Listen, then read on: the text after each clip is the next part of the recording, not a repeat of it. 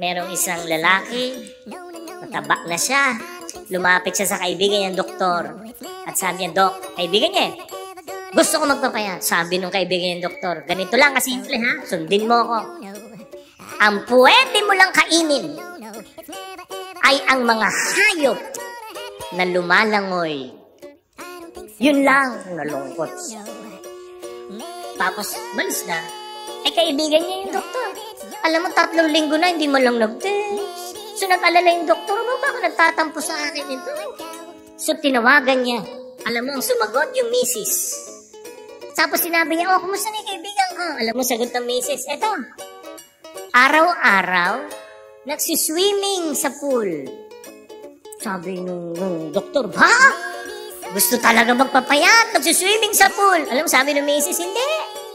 Nagsiswimming sa pool. Tinuturuan niyang lumangoy ng baboy.